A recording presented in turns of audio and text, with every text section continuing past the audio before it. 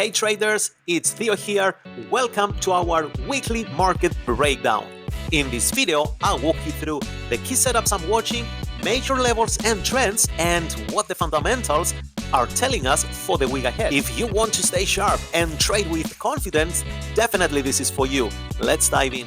First one on the list is the Bitcoin. The weekly chart ended as a long lower tail candlestick with a considerably small real body. This has more bullish than bearish implications, as we do expect a further upward move. From Monday onwards, we will see how the markets interpret the events of last Friday. We had Donald Trump, the president of the United States, hosting a speech, as well as Jerome Powell. Powell said they do expect to cut interest rates. This is not something new, to be honest. It's been 1 year ago we figured that out. If you watched the videos that we do, you will have known that so far. All the major central banks now they are cutting rates, but the markets definitely react to the depreciation actually of the US dollars. So if we check lower time frames, we can see this price action here, which we call a candle with an unusually long body. It closed as bullish. We have a nice reversal here. Look at this. The market formed consecutive lower lows and lower highs, and here it made a nice higher high. Why I call it nice? Because the lower lows stopped, higher highs took over. This is the first sign of a trend reversal. Also, the price broke above a downward trend line, and this has bullish implications. How can we trade that? We can wait for the retracement around 113 to 114,000. There are a couple of strong supports here, broken swing high, and here the mitigation of this bullish candle. If the market appreciates that and the price moves all the way down, we can find some opportunities, and we expect a push to the upside. This is Nasdaq. Last week, the price also found some buying pressure right here, and the weekly candle ended with a long lower tail. Still has bullish implications. Generally, this market forms higher highs and higher lows. It's in an uptrend. The 4-hour chart, similar scenario with the Bitcoin, but in a more choppy way. There is no consistency within that downtrend. The market, in this case, it's more ranging rather than trending. I would prefer to see a more clear higher highs and higher lows before I commit to buy this one. But generally speaking, we cannot take away the fact that this market has more bullish than bearish implications. So from Monday onwards, perhaps higher highs and higher lows on the hourly, on the 15-minute chart can trigger some more buying pressure on Nasdaq. Gold, based on seasonality patterns, we don't expect some significant moves on the gold. It's been a while, the market moved sideways. We see there are more bullish than bearish candles on the weekly chart. Last week, the price remained within this range. 4-hour chart towards the end of New York trading session, also gold appreciated. Same pattern, very similar actually with the Bitcoin. The lower lows and lower highs, they turn into a potential reversal. Another trend line could be drawn among the swing highs. The price showed the reversal from the break above here. The market traded all the way down there, and then it bounced it off and pushed again above the trend line. In this case, we have a couple of support factors here. The one is right there, and the other is around the beginning of this bullish order block. Also, there is a nice support here. If the price breaks above the previous week's close there, we do expect the market to push all the way to the previous week's high. On the other hand, if the price comes down, we do expect to see some retracement. We're going to talk about potential trend reversals only if the price decisively closes below this low point. Sterling against the Japanese yen, weekly time frame. As we stayed on the previous market analysis, the resistance could be a great potential for some sell opportunities, although we had a bullish continuation pattern on a lower time frame. Last week, the price pinned it bearish and at resistance, and it has more bearish than bullish implications. On the 4-hour chart, the higher highs and the ascending triangle pattern didn't work through. The price broke below the trend line. It tested the trend line 3 candles later.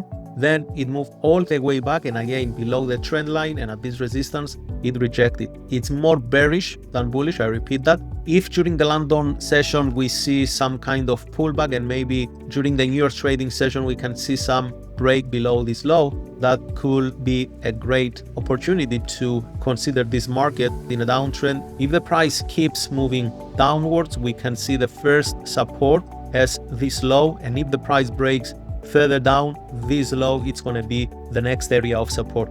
This is the 4-hour chart, so imagine if you trade 15 minutes, 5-minute charts, you can have a good room for this downward move. Again, we need to see how the price develop on every trading session. USD Japanese yen, another currency pair that is expected to follow through a strong sell-off. Based on the currency correlation, the Japanese yen, it's much stronger than the other currencies across the board. We saw that with the Great British Pound JPY, and now the US dollar last Friday reported as a weak currency, yen strong currency. Put them together, we expect to have a nice downward move. Anyhow, the weekly chart support more bearish than bullish, and the 4-hour time frame, it's been a while trading within this long-term consolidation. If we measure the distance between here and there and we add it at a potential broken point here, we expect a nice push to the downside. Minimum target, if we break, it's going to be this one here. If the price breaks below the support and keeps on going, the first target and minimum target, again, it's going to be the 142.800 approximate. US oil, another promising market for the upcoming week. The weekly price action ended with this bullish candle. It's considered a bullish hammer, but it still has more bearish than bullish implications because the market keeps forming lower lows and lower highs. As I teach during my courses, first it's market structure, then is the price action. If we go down to the 4-hour time frame, you can see how the price action develops, and also the most significant part here are the swings. The price formed lower low and lower highs.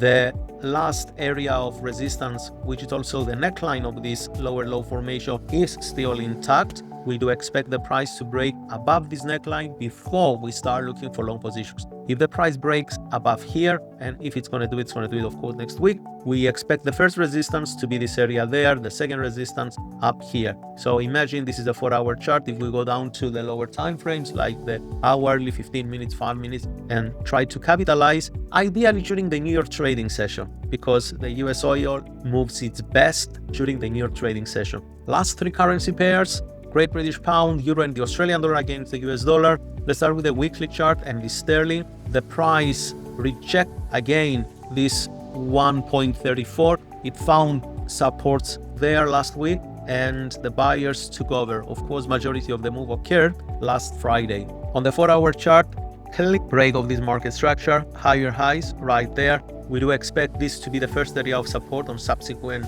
move here, but I still have some more technical factors down to the 1.34, and then if we find, let's say on the hourly or 15 minutes, some double bottom, there can be signal that the market now it's ready to proceed it with a further upward move.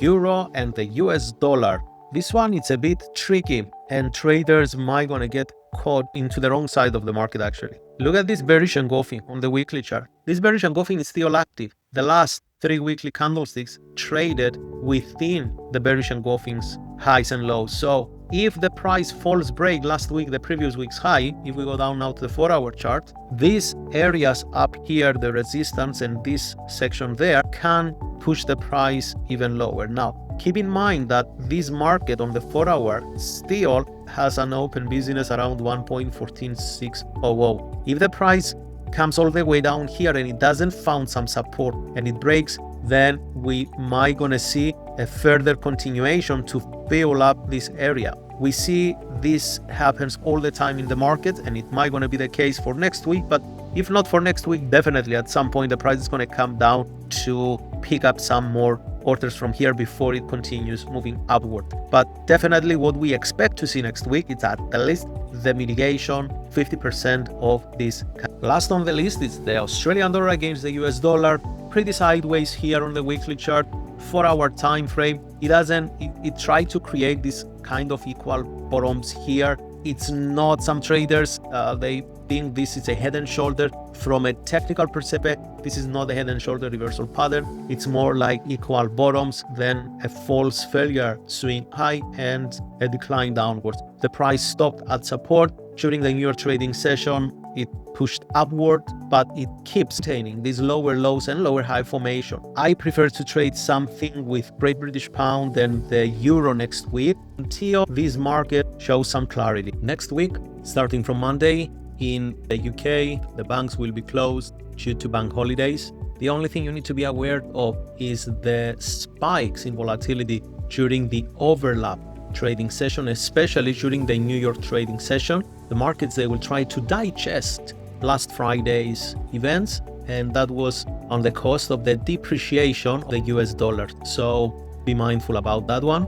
On Tuesday, we expect volatility and liquidity to be as usual. Only towards the end of the New York trading session in Canada, the Bank of Canada's Governor McLean will host the speech. This will directly affect the Canadian dollar. Wednesday, it's expected to be a surprising day for the Australian dollar. During the Asian trading session in Australia, they are expecting a significant increase by 0.4% on the CPI. That's the yearly, if their actual confirms the forecast. And at the same time, the market follows through a strength on the Australian dollar. The volatility and the direction of the Aussie will be significant. So keep an eye on that one. If you are trading as well, anything like crosses euro against the Australian dollar or sterling against the Australian dollar, we can find perhaps some good bearish opportunities there. But if you stick with the majors, maybe the Australian dollar against the US dollar will be the case.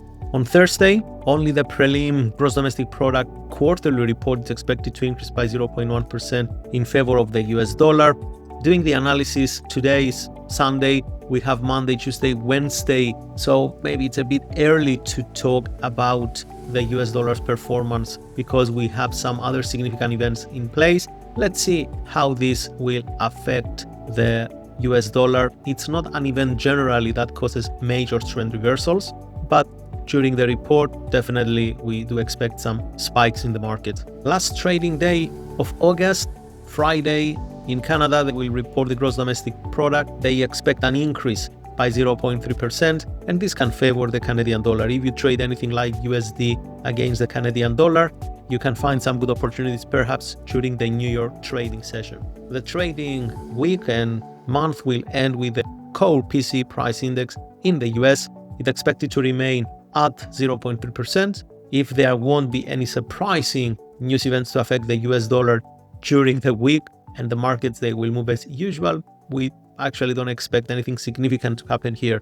The only case to have some significant US dollar move is the actual report will drastically beat the forecast or the opposite.